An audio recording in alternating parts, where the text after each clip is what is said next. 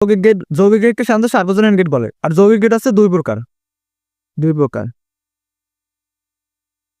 একটা হচ্ছে NAND gate, আর একটা হচ্ছে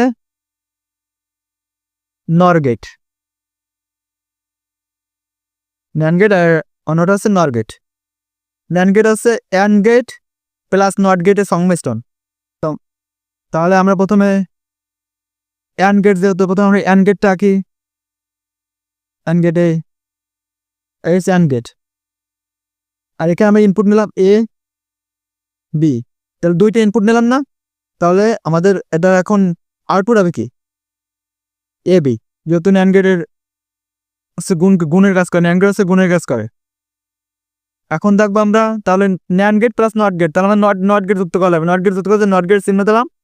নট গেট চিহ্ন দিলে কি হবে, এই উপরে আউটপুটের উপরে এখানে একটা বার চিহ্ন আসবে, বার চিহ্ন আসবে।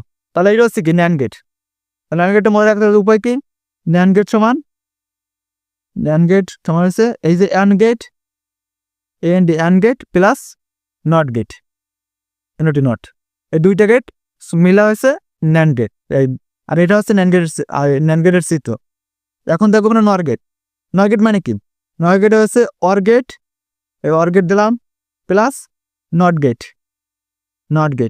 তাহলে প্রথম আমরা অর গেট আঁকবো। অর গেটে হচ্ছে ত্রিভুজ একটা তীর, অর গেট আঁকলাম। এখন ইনপুট দিলাম দুইটা এ বি, দুইটি ইনপুট দিলাম, তাহলে এটা আউটপুট হবে কি, নর গেটের অর গেটের কাজ হচ্ছে যোগ করা। তাহলে এ প্লাস বি এক্স সমান এ প্লাস বি, তাহলে এটা আউটপুট আসলো। এখানে আমরা অর গেটটা করছি, তারপর আমাদের এই নট গেটটা যুক্ত করতে হবে। নট গেট যুক্ত করার জন্য এখানে নট গেট চিহ্ন দিয়ে দিলাম। নট গেট চিহ্ন দিয়ে দিলে এই উপরে বার চিহ্ন আসবে, তাহলে এটা কি, এইটা হচ্ছে নর গেট। তাহলে নর গেটটাও শিখলাম।